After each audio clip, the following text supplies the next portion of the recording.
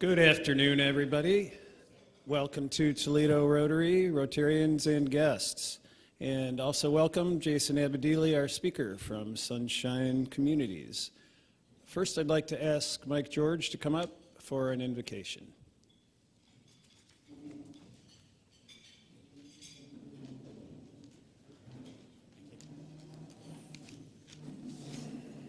Let us pray.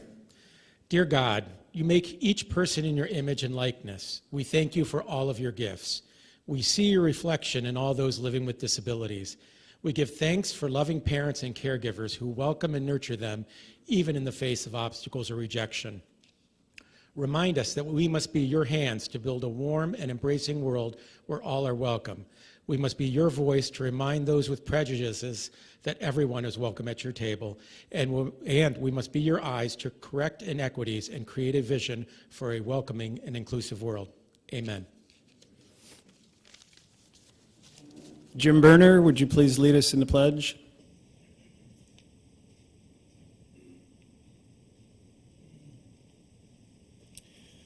I pledge allegiance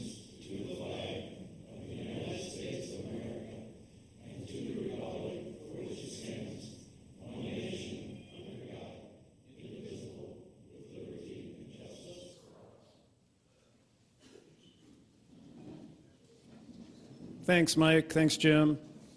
George Eistetter, you're going to go for the floor mic. George is going to lead us in the four-way test. The four-way test today. We hope concentrate and see if you can pass it today. Can you cue George's mic? Huh? Oh, I couldn't hear you.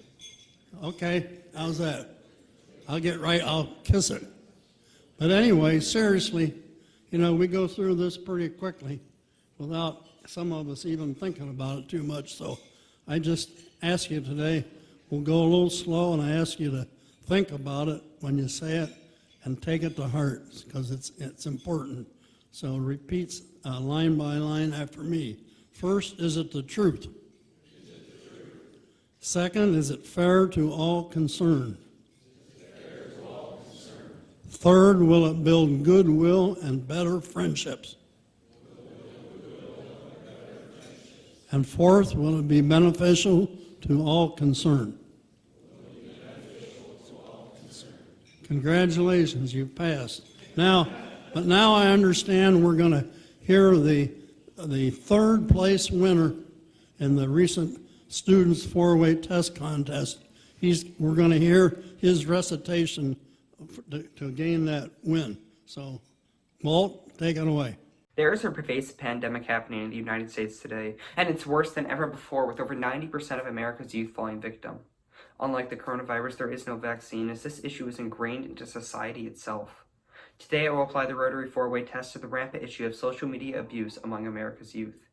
Is it the truth? The truth is that over 88% of teens have directly witnessed the negative impacts of cyberbullying online. The truth is that the suicide rate has increased by 47.1% from 2016 in young adults. So yes, it is true that as technology develops, so does the ability to harass through concealment.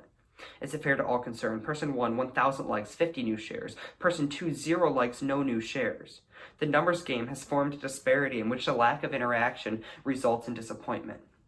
Although these apps provide a level playing field, the correlation does not always yield positive effects. Will it build good and better friendships? Although we point the finger at the apps themselves, the real issue lays within the use of these softwares. Instagram and Snapchat are not inherently evil. Lots of beneficial interaction comes from these apps, as they can allow for the building of new friendships and bettering of existing ones, when used correctly. Lastly, is it beneficial for all concerned? Social media does provide the grounds for new exposure to ideas and inspiration to create. But when these tools are abused, they do the opposite, leading to bullying and, in the worst cases, suicide. The solution to this issue is not a simple one. However, we can start by teaching children at a young age to approach social media with a sense of permanence, empathy, and kindness, allowing social media users and showing its abusers the correct way to interact within the extended internet community. Thank you.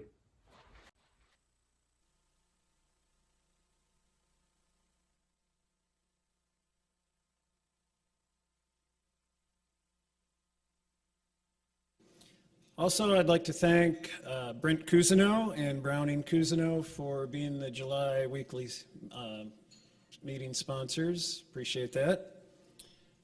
Does anyone have any guests or, okay, Mike, guests, please go to the mic, the floor mic, and introduce your guests.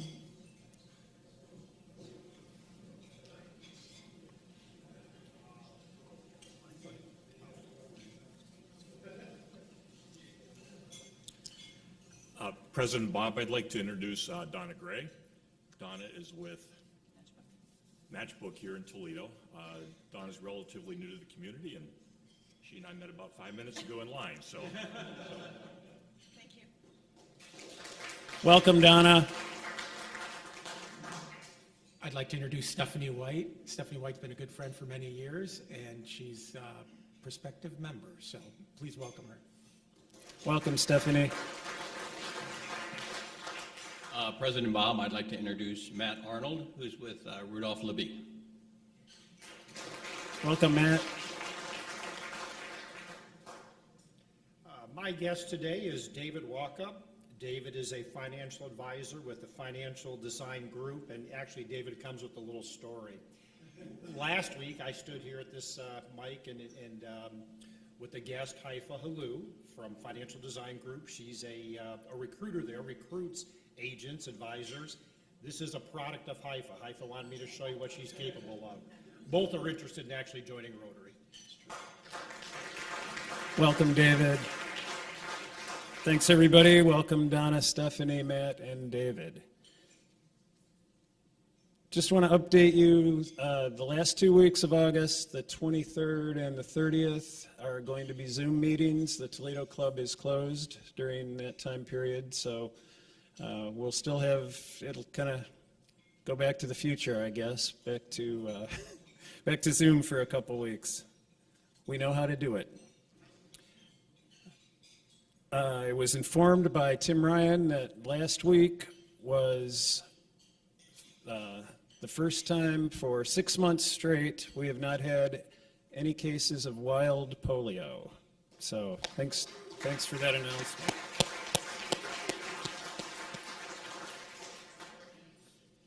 Next, I would like to have past President Alex Dew come to the microphone and give us an announcement. You can come up here. You remember what it's like. Thanks, Bob. It didn't take very long, did it? Maybe just 1 week? So, how many here would like to be on a fun committee? Okay, maybe I'll ask that question again. How many people in this room would like to be on a fun committee? Yes. Okay, good. So, the membership engagement and the membership development committees are merging for this Rotary year. So now you can not only plan some of the fun events that we do, but you can also help raise or bring in new members. So on August 2nd, it's the first meeting. It's August 2nd after our normal Monday meeting. The new committee will gather with new members who would like to bring in some new members into Rotary. So again, August 2nd, please join us for the Membership Development and Engagement Committee meeting.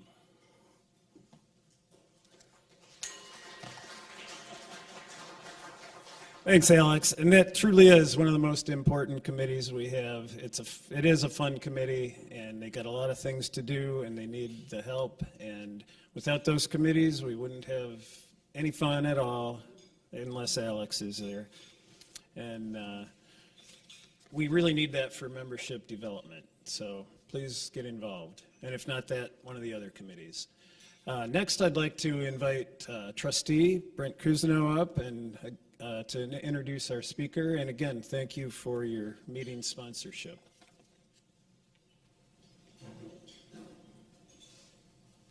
Thank you, Bob. And I do want to thank Mike George. That prayer was just perfect for today, and thank you so much. I know you have to spend some time thinking about that, and you did well, so thank you.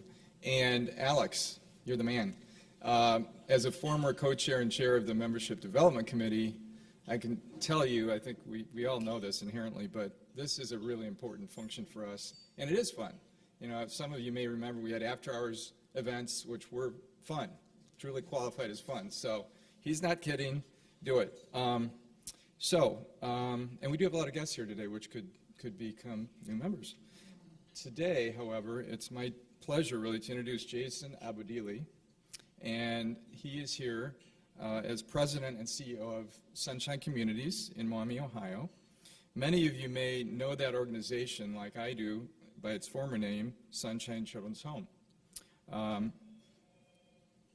I've had the pleasure of working with Jason over about a half a dozen years, and I'm currently vice chair of the Sunshine Communities Board.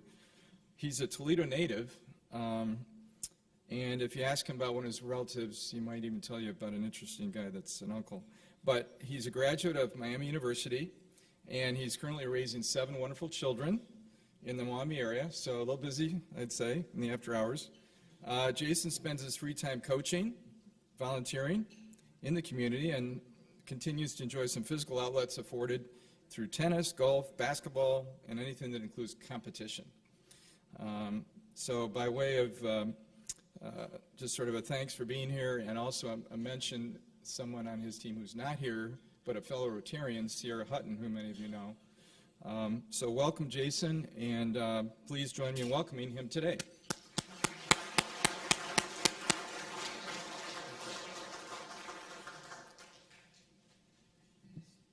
Well, thank you, all of you, for having us here. I say us because really nothing about Sunshine is individual. I've got 2 team members here, Mike Bogdan, our new CFO, Shannon Bova, who is, I believe we changed the title now, Vice President of Community Relations, Community Engagement. There we go.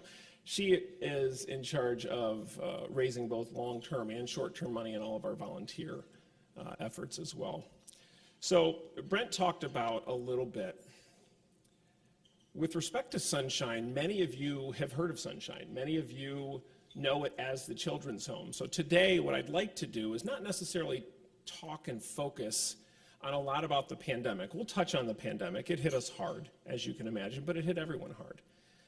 What I'd like to do is take you through a brief history, not only of how we began, but transition you through 2 stories to give a sense of how we've evolved, and then really kind of talk about what we're planning on doing going forward. So Roy and Georgette Engler began Sunshine in 1950.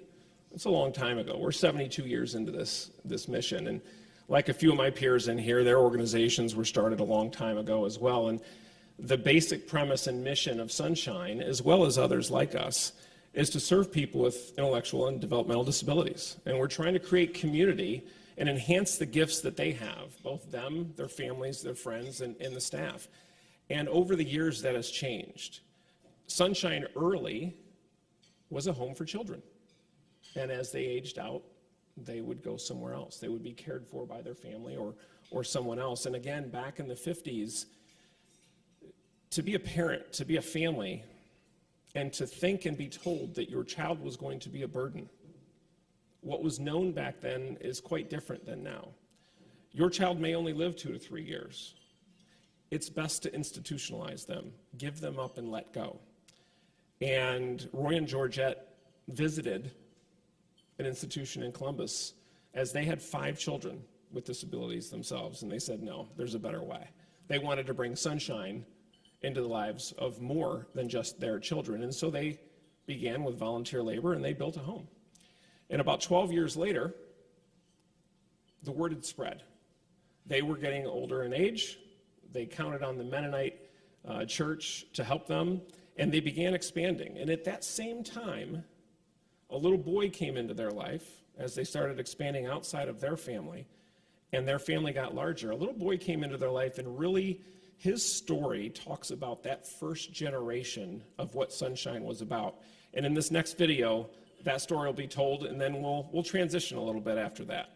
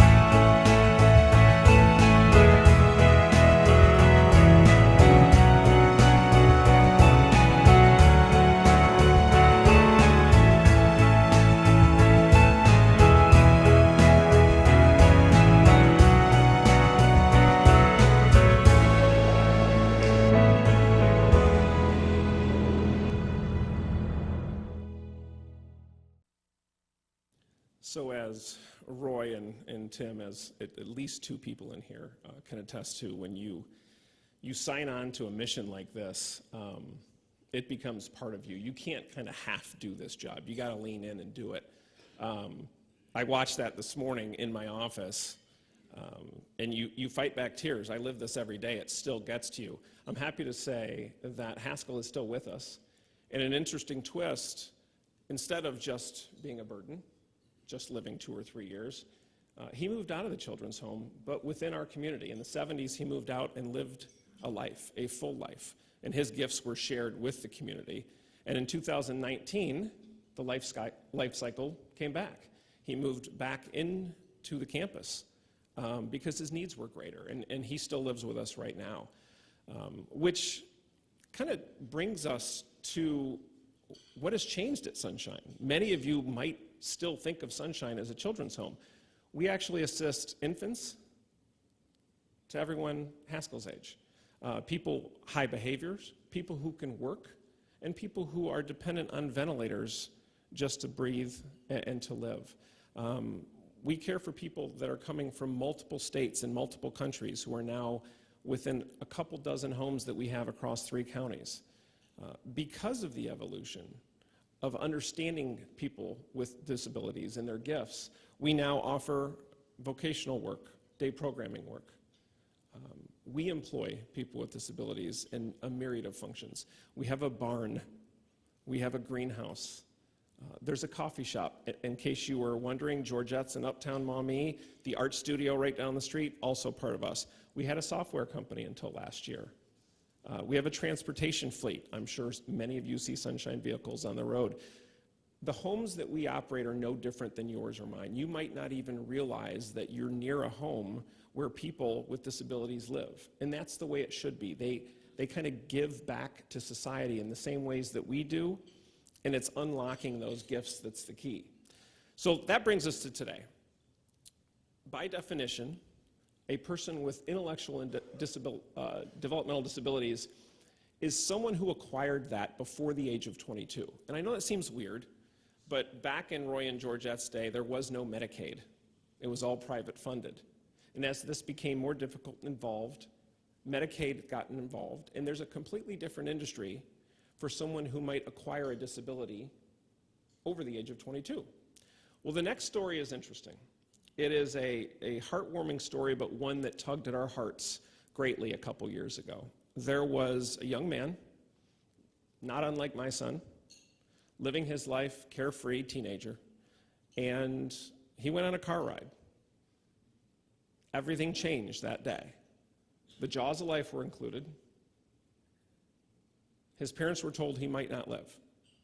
And it was the last scenario that you would think Sunshine would be involved in, but this is yet another way that we evolve over the years, and we find ways not only to give back to society, but what this young man gave us at the end of this 2-year journey was amazing. And so we'll watch this video right now.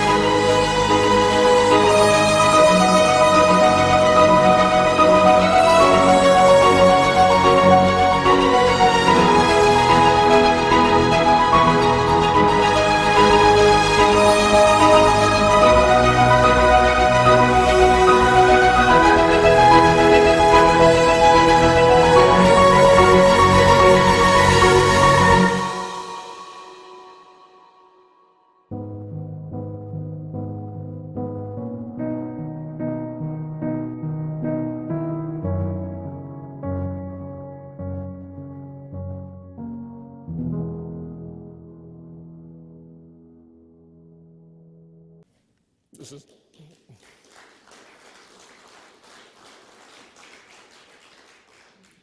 Thank you for that, because generally you have to kind of pause to be able to speak when the emotions are going. I remember our annual meeting when Marshall got up for the first time and walked to the podium to receive an award when we weren't even sure if we were going to be able to keep him alive. He is with his family now, and that is the goal. We don't opine to keep people forever. We plan on it. But it's great when we can bring such peace and progress that they can go back and live with their family. This happens with young infants who are born dependent on a ventilator. It is our goal to wean them off the ventilator so they can live with their families. If they can't, we've got the means, obviously, to continue, but their gifts need to be shared. And I think that's the message now that we take moving forward. Last year, everyone has a story about the pandemic. Everyone has a story about the pandemic. It was a fight we weren't ready for. You know, everyone has a plan. You know, the boxers say everyone has a strategy until you get punched in the mouth, and then what do? No one got punched like last year. Everyone went through it. We were effectively running 24 hospitals 24/7. It's 24/7 care, and then it happened. And so we got through. The team got through. The entire industry fought, honestly. From the governor on down, the entire industry banded together, and we figured this out because 3% of the population that we live amongst and with have a disability. You may not see them, but they're there. And you know, we are only as good as those who are the least among us, and we have to help them lead their best lives. And quite honestly, you can see from the emotion, and the emotion that you felt, they give back more than we give to them. You got to live there, you got to see it, you got to come, you got to volunteer, and many of you have. I see former employees, I see volunteers, I think those in the industry. It's an amazing mission. And so if I leave you with one thing, it's that moving forward, you know, the industry's changing, and it won't look the same in 10 years as it does now, because it doesn't look the same now as it did before. The funding challenges are coming now. We talk about $15 minimum wages. We talk about unemployment rates. You know, you can make $22 an hour at Cedar Point. All of that is great. We don't begrudge people from making a living wage. Our industry, and several of us in here work in this industry, is dependent 99% on Medicaid. Medicaid gets their money from tax dollars. I don't really see 20, 30, 40% increases in tax dollars coming anytime soon. And so the challenge that's among us right now is, how do we reinvent ourselves? How do we look to each other to partner in a better way so that the money gets spread across to the people who deserve that money? The people who deserve that money are the workers. Our direct support professionals, our nurses that are making, I mean, they're our working poor, honestly. We're paying them as much as we can, all of us, and I'm looking at two gentlemen right now who are living this every day. Things are going to change, and rather than sitting back, we're trying to take control of that. And so it is people like you being aware of what's going on behind the scenes that can help us. And it's not just donations. Donations are a one-time thing. Will we all take donations? Of course. It's about talking to legislators. It's about talking to your peers, making people aware that this is a large, large industry serving a large number of people who are very well deserving. And I don't think anyone here works in this industry to make a buck. You don't do this unless you love this. And so the opportunity to help talk and educate is invaluable. We really appreciate the time. I do want to be respectful of time, though, and then offer any questions that you might have on our mission or anyone else's.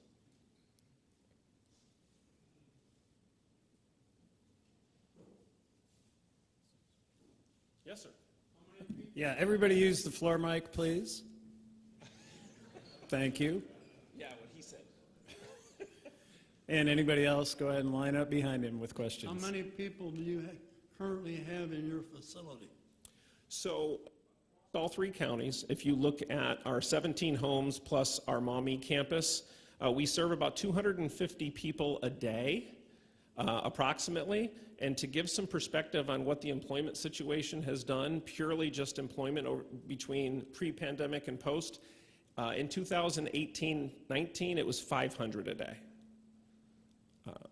So, yes. And how many are you in your mommy facility itself? Approximately 50. Okay, thank you. Absolutely.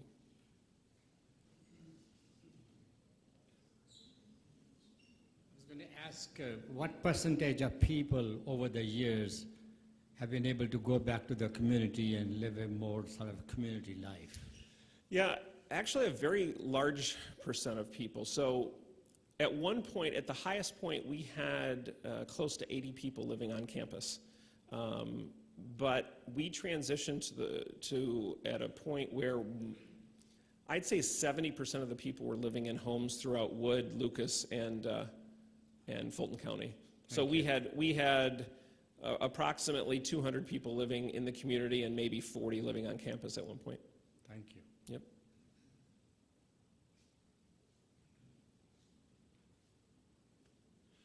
This isn't really a question, it's a shout out for Georgette's, which it is a coffee shop in Maumee, which I enjoy going to very much.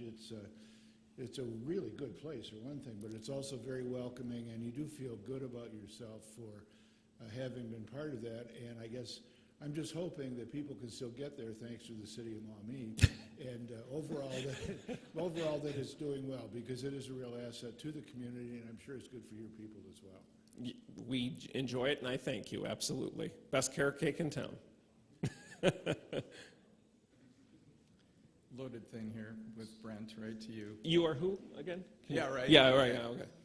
So there's two things I think about. One is you have a lot of open positions, so maybe your pitch for opportunities to work at Sunshine. Second would be maybe having people really understand, because I hear you say, and I'm closer to it, of course, so I understand the reality of it, but I don't think people really appreciate the difference between our starting wage that we're able to pay, not even able to pay, Fair. $13, and how much does that equate to get it up and competitive with Amazon? What amount of money per year are we in need of operationally? Fair question. So employment in all of our industries was always lower than everywhere else, for-profit worlds. I mean, when you can control revenue, you can make more, you can sell more, you can change shifts. Obviously, you have a better control of your business. We don't make anything. We don't sell anything. So when we were hiring at $9 an hour, when I started 7.5 years ago, the starting wage was $9 an hour for work that I would call skilled nursing. I mean, it's hard work. We're all actually working shifts now because we're so short-staffed. It's hard work. But when you're competing against 10 and 11, you can hire on value. You can hire on mission and good feeling. And when that went up, we went up. And we got to about $11 an hour starting wage, and we were in that range where we were starting to lose money. And long story short, between the last 7.5 years, we've raised our starting wage by 50%. It's went from 9 to 13, and that 13 includes a 4% annual bonus given out 3 times a year. We're no longer in the same range anymore. It's not 13 verse 14, 13 verse 15. Teenagers can make 17 to 20 and go home. Adults can make 20 to 22 and not have to worry about whether or not someone's life is in their hands, whether they're bathing someone and giving someone care 24/7, including third shift. So the gap now is incredible, and most of us are operating with deficits, and I don't mean small deficits. We're talking millions of dollar deficits, and we've got to figure out how to not only close that gap to pay for that deficit, but how to catch up with effectively capitalism working. Inflation is working. People are waiting now, saying, you know what, for all the for-profits out there, we want some. You want us to come back to work? Pay us more. Well, great. So Amazon and First Solar and Cedar Point and now Peloton coming into Northwest Ohio, that's all great. Our community loves that. That there's nothing wrong with these things. But the wages that they pay mean that if we're going to lose millions paying 13, what's going to happen to the system as we pay more? So we have 200 less employees than we did 2 years ago. How many fewer people with disabilities can we serve because of that? And then multiply that by every agency that's in IDD in Northwest Ohio and then across Ohio. And this is a problem that's just about ready to crack, and that's why most of my time is spent talking to people in Columbus, making sure the governor and his team are aware, because we don't want it to. We don't want to be victims. We want to take control of this and bring solutions.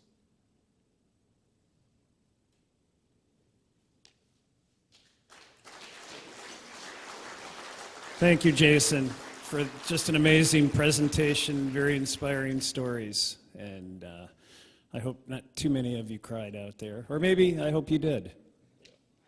Wait. Can I finish with Jason first, please? We would like to, thank you so much for coming, and we'd like to present you with a book called Historical Tales of Toledo by past President Clint Monk, and we also will make a donation to Polio Plus Fund in your name. Thanks again. Appreciate it. Great job.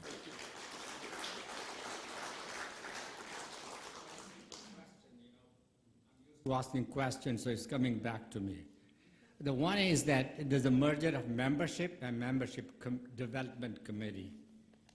It's not a merger of Raytheon and United Technologies. They call it Raytheon Technologies. It's a mouthful to say that. Just say membership committee has taken over the development function. Become much easier, marketable, more people will join. So it doesn't make sort of sense to me in some way. Well, I got a great idea, Riaz. You can, no, I do. You can join that committee, you can bring that up in the committee and be there next week, I'll come and to the there's no meeting. reason you can't change that.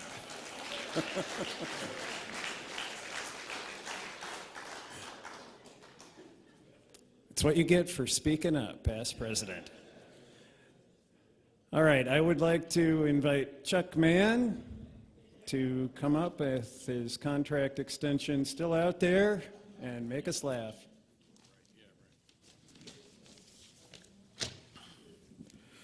A good old Alabama boy won a bass boat in a raffle drawing.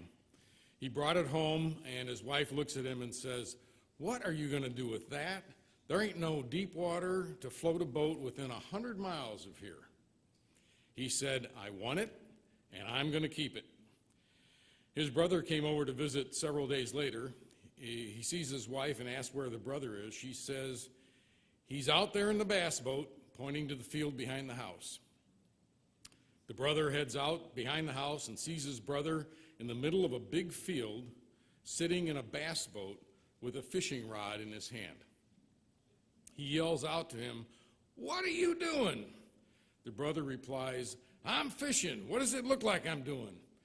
His brother yells, "You know, it's people like you that give people from Alabama a bad name, making everybody think we're stupid. If I could swim, I'd come out there and beat the tar out of you."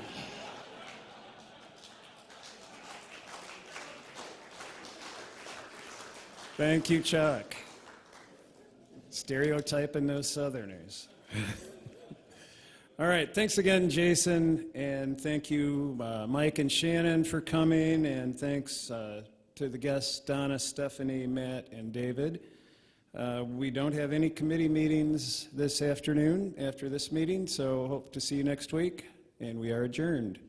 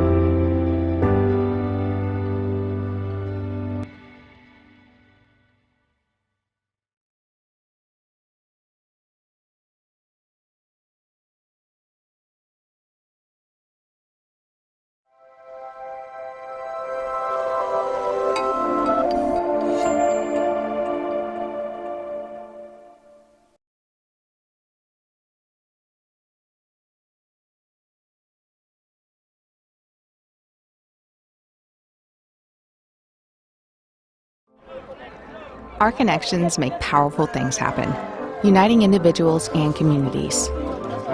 We are Rotary. We are people of action. And together, we turn great ideas into reality by accessing our networks, our experience, and the best of ourselves to make a difference. Around the world, Rotary brings leaders together to build new friendships and to solve problems. Like in Austria, where generations work side by side to come up with innovative ways to build sustainable housing and community centers. Everyone learning from each other. In India, volunteers run a mobile blood bank to help provide a steady blood supply for their local community.